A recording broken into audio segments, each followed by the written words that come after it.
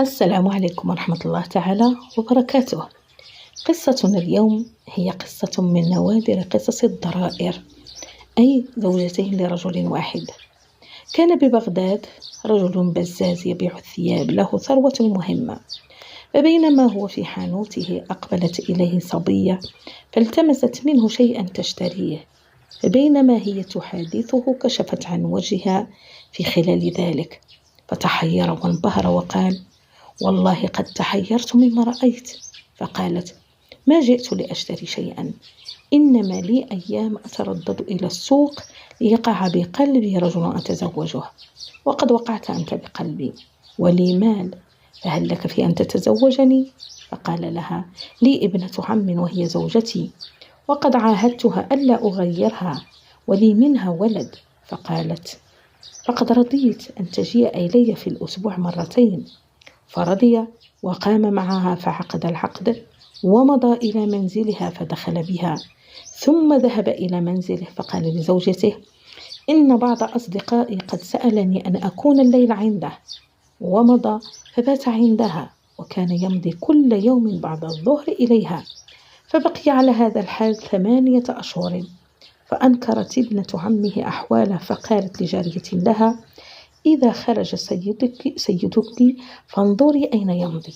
فتبعته الجارية فجاء إلى الدكان، فلما جاء الظهر قام وتبعته الجارية وهو لا يدري إلى أن دخل بيت تلك المرأة. فجاءت الجارية إلى الجيران فسألتهم: لمن هذه الدار؟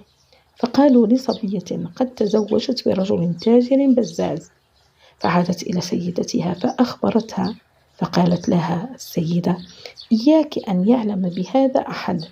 ولم تظهر لزوجها شيئا، الذي قضى مع المرأة عاما كاملا.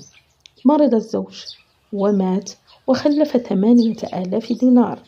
فعمدت المرأة التي هي ابنة عمه إلى ما يستحق الولد من التركة، وهو 7,000 دينار.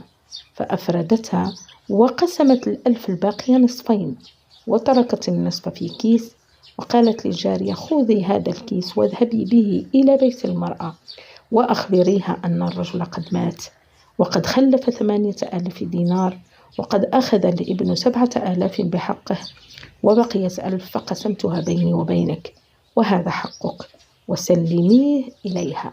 فمضت الجارية فطرقت عليها الباب ودخلت، وأخبرتها خبر الرجل وحدثتها بموته، وأخبرتها الحال، فبكت وفتحت صندوقها وأخرجت منه رقعة، وقالت للجارية: عودي إلى سيدتك وسلمي عليها عني، وأخبريها أن الرجل طلقني وكتب لي براءة، وردي عليها هذا المال، فإني ما أستحق في تركته شيئا. فلا ندري أنعجب من عقل الأولى وتقواها وحكمتها وعدلها رغم مصابها وغيرتها، أم من سعة عقل الثانية وحسن تصرفها وفرادتها، مع أنه لم يطلقها، لكنها آثرت ضرتها بميراثها عن زوجها، وهو نصف الثمن.